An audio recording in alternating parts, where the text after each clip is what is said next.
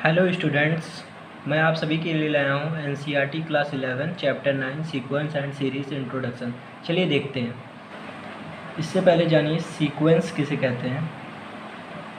Sequence हमारा होता है a list of number arrange in definite order, जैसे 2, 4, 6, 8, 10, 12 ये डेफिनेट ऑर्डर में अरेंज है। कैसे आप पूछेंगे कैसे। 2 + 2 क्या होता है 4, 4 + 2 क्या होता है 6, 6 + 2 क्या होता है 8, 8 + 2 क्या होता है 10, 10 + 2 क्या होता है 12। मतलब मेरे कहने का ये मतलब है कि ये लिस्ट ऑफ नंबर्स के बीच जो डिफरेंस है वो सेम है, इसीलिए इनके बीच क्या है, एक डिफिनेट रूल का फॉलो हो रहा है, दो जुड़ रहा है, इसीलिए क्या कहलाएंगे, सीक्वेंस कहलाएंगे। अब देखिए अर्थमेटिक प्रोग्रेशन किसे कहते हैं। अर्थमेटिक प्रोग्रेशन, अब इसे हम कहते हैं the sequence which follow definite rule is known as arithmetic progression. मतलब ऐसा सीक्वेंस जिनके बीच डिफरेंस क्या हो, कॉमन डिफरेंस सेम हो। अब देखिए हम डी से रिप्रेजेंट करते हैं कॉमन डिफरेंस, ठीक है। और ए से हम रिप्रेजेंट करते हैं terms, first term, second term, first term, इसे क्या कहते हैं, फर्स्ट टर्म कहते हैं। इसे क्या कहते हैं, सेकेंड टर्म कहते हैं, टर्म। वैसे हम टी से भी रिप्रेजेंट करते हैं, T2 से भी रिप्रेजेंट करते हैं सेकेंड टर्म, समझे। अब इसमें देखिए एन क्या होता है, एन आपका होता है नंबर ऑफ टर्म्स, समझे। तो हम अर्थमेटिक प्रोग्रेशन पे आते हैं अपने टॉपिक पे। The sequence which follow a definite pattern, मतलब ऐसा सीक्वेंस जिनके बीच का डिफरेंस क्या हो, सेम, जैसे 2 है, सबके सब टर्म के बीच क्या डिफरेंस है, सेम है, कॉमन डिफरेंस है। इसे हम क्या कहते हैं, ऐसे सीक्वेंस क्या कहलाती हैं, अर्थमेटिक प्रोग्रेशन कहलाती हैं। अर्थमेटिक प्रोग्रेशन क्या होता है, the sequence which follow a definite rule is known as progression. मैंने बता दिया आपको, ये इसके सिम्बल्स हैं, इसका बहुत यूज है। अब देखिए हमने जाना फर्स्ट टर्म को हम किससे रिप्रेजेंट करते हैं, ए से। सेकेंड टर्म क्या होता है, a + d। अब यहाँ पे मैं एक चीज़ बताना चाहूँगा, जनरल फॉर्म ऑफ AP क्या होती है, general form of AP arithmetic progression का, पहले a होता है, फिर a + d होता है, फिर a + 2d होता है, फिर a + 3d होता है, ऐसे चलता चला जाता है एक AP।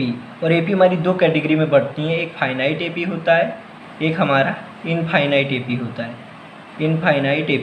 फाइनाइट AP जिसकी लास्ट टर्म होती है, इनफाइनाइट AP जिसकी लास्ट टर्म नहीं होती है। यहाँ पे लास्ट टर्म को हम रिप्रेजेंट करते हैं L से हम रिप्रेजेंट किसको करते हैं, लास्ट टर्म को। और इसको हम एक और सिंबल से रिप्रेजेंट करते हैं nth टर्म से, समझ गए होंगे। तो ये जनरल फॉर्म ऑफ AP होती है, कोई भी सीक्वेंस इसी फॉर्म में लिखी रहती है AP की। अब देखिए फर्स्ट टर्म A है, सेकेंड टर्म a + d है, थर्ड टर्म a + 2d है, फोर्थ टर्म a + 3d। अब यहाँ पे हम देख रहे हैं तो जितना टर्म है उससे एक कम d आ रहा है। जैसे सेकेंड टर्म क्या है, a + d, थर्ड टर्म क्या है 2d, a + 2d, मतलब टर्म हम 3 लिए, आ क्या रहा है 2d, और a तो सब में आ रहा है। तो इससे हमें पता लगा कि n टर्म का फॉर्मूला क्या होगा, a + n - 1 × d। क्यों, जैसे यहाँ पे फोर्थ टर्म है तो यहाँ पे 3d आ रहा है, a तो सब में चलता ही रह रहा है, ये तो चलेगा ही, सिर्फ डिफरेंस क्या हो रहा है, 3d यहाँ पे आ रहा है, फोर्थ है 3 टर्म ले रहे हैं तो 2d आ रहा है, सेकंड टर्म ले रहे हैं तो d आ रहा है, फर्स्ट टर्म ले रहे हैं तो कुछ नहीं आ रहा है। तो इससे हमें पता चला nth टर्म हम लेंगे तो एक कम आएगा, मतलब सब में एक कम आता है। 2 है तो एक कम d, 3 है एक कम 2d, तो n है तो एक कम n - 1 × d, a + n - 1 × d, ये सब में कॉमन आ रहा है, ये लेंगे a + n - 1 × d। इसी से मैंने आपको सिखा दिया कि nth टर्म का फॉर्मूला डिराइव कैसे होता है। अब ये जान गए AP। अब देखिए, अब इसमें हम एक GP की वीडियो में लास्ट अभी और बताऊंगा, पहले AP आप अच्छे से समझ जाइए, फिर GP बताएंगे ज्योमेट्रिकल प्रोग्रेशन किसे कहते हैं, वो ज़्यादा कठिन नहीं है। अब यहाँ पे एक आता है सम ऑफ nth टर्म का फॉर्मूला क्या होता है, n/2 2a + n - 1 × d। जब इसके क्वेश्चंस आएंगे तो ये फार्मूला मैं अच्छे से समझाऊंगा और उसका डेरिवेशन भी कराऊंगा। पहले आप ये जानिए क्या होता है, इसको लर्न करने की कोशिश कर लीजिए, मैं डेरिवेशन आपको सिखा दूंगा। इसका एक फार्मूला और होता है n/2 a + l, first term plus last term, वो यहीं से आया है, इसको हम बांट देते हैं a + a में, और यहाँ पे बन जाता है a plus n minus one into D, जिसको हम रिप्रेजेंट करते हैं nth टर्म को। nth टर्म क्या होता है? Last term. l लिख दिए और a था हमारा, a लिख दिए, तो इसी से ये फॉर्मूला बन जाता है। समझ गए आप? अब देखिए एनसीईआरटी के एग्जाम्पल्स, एनसीईआरटी एग्जाम्पल्स देखिए। फर्स्ट आपका एग्जाम्पल से कराने से पहले हम लोग का एक चीज़ बच गया है, जिसे कहते हैं सीरीज़। सीरीज़ क्या होती है? सीरीज़ हमारी होती है सारे सीक्वेंस का सम। जैसे एडिंग द टर्म्स, जैसे फर्स्ट टर्म है, ये क्या है? सेकेंड टर्म, ये क्या है? थर्ड टर्म, ये क्या है? Fourth term. ऐसे हम टर्म को ऐड कर रहे हैं तो हमारा क्या कहलाती है? जैसे हम सीरीज़ कहते हैं। इसका एक और नाम होता है, इसको हम कहते हैं अर्थमेटिक सीरीज़। अर्थमेटिक सीरीज़, समझ गए? टर्म्स को जोड़ रहे हैं, किसी भी सीक्वेंस के जोड़ते चले जा रहे हैं, एडिंग का साइन लग रहा है, तो ये क्या कहलाएगी? हमारी अर्थमेटिक सीरीज़। समझ गए आप? अब एग्जाम्पल पे आते हैं, एग्जाम्पल देखा जाए। देखिए यहाँ पे फर्स्ट क्या कह रहा है एग्जाम्पल, एनसीईआरटी का ही एग्जाम्पल है ये। देखिए क्या कह रहा है, right the first 3 terms in each of the following defined by an 2n plus n। मतलब nth टर्म दिया है। nth टर्म हमारा क्या दिया है? nth टर्म दिया गया हम लोगों का, ये दिया गया है nth टर्म। nth टर्म हम लोगों का दिया गया है, nth टर्म है 2n प्लस 5। हमें क्या निकालना है? फर्स्ट 3 टर्म निकालना है, तो हम n की जगह फर्स्ट रखें। फिफ्थ हमने बताया n क्या होता है? नंबर ऑफ टर्म्स, तो हमें फर्स्ट टर्म निकालना, फर्स्ट रखेंगे। 2 प्लस 5 7। अब देखिए सेकेंड टर्म हमारा क्या होगा? 2 इंटू 2 प्लस 5 4 प्लस 5 9। अब देखिए थर्ड टर्म क्या होगा? 2 इंटू 3 प्लस 5 11। तो हमारी ये 3 टर्म्स आ गई, 7 9 11। ये हमारी क्या है? एक अर्थमेटिक प्रोग्रेशन है। अब देखिए सेकंड क्वेश्चन क्या कह रहा है, सेकंड दिया है nth टर्म n माइनस 3/4। अब ये क्या है? यहाँ पे हम फर्स्ट रख रहे हैं, तो फर्स्ट माइनस 3/4 मतलब कितना? माइनस 2/4 मतलब 1/2। समझ गए? 2 1 2 2 2 4। इसको हम रिड्यूस कर दिए हैं, ये आ गया।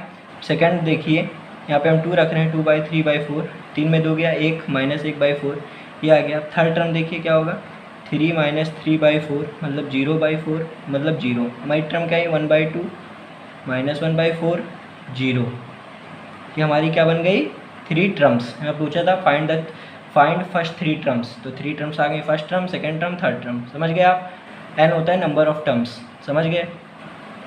अब देखिए सेकंड क्वेश्चन सेकंड हम कराने जा रहे हैं। क्वेश्चन सेकंड में बोला है what is the 20th term of the sequence defined by as. अब देखिए यहाँ पे बोला गया है हमको फाइंड क्या करना है? हमको फाइंड करना है ये। अब यहाँ पे nth टर्म दिया हमें n minus 1 2 minus n 3 plus n। अब ये दिया है, यहाँ पे n की जगह हम क्या रखेंगे? 20, क्योंकि हमें 20th टर्म निकालना है। 2 माइनस 20 3 प्लस 20 क्या होगा? 20 में 1 गया 19। यहाँ पे क्या आएगा? माइनस 18, पर मल्टीप्लाई में तो ब्रैकेट में ही रखिएगा। अब यहाँ पे देखिए 23 आया, इसको इन दोनों को अगर आप मल्टीप्लाई करेंगे तो आपका कितना आएगा? 342 आएगा माइनस का इंटू 23। अब देखिए माइनस 342 इंटू 23 क्या होगा? इसे हम ट्रिक बता देते हैं, वो ट्रिक जान जाइए मल्टीप्लिकेशन की। यहाँ इसे 1 है, ये 1 है, ये 10 है, तो 10 से मल्टीप्लाई कीजिए। 2 2 जा 4 4 2 जा 8 3 2 जा 6 माइनस का लगा दिए 1 से 10 है तो एक 0, फिर 3 2 जा 6 4 3 जा 12 1 कैरी 3 9 1 10। समझे? आया हमारा कितना आंसर? -7866। तो हमारा द 20th टर्म क्या होगा? -7866। समझे आप?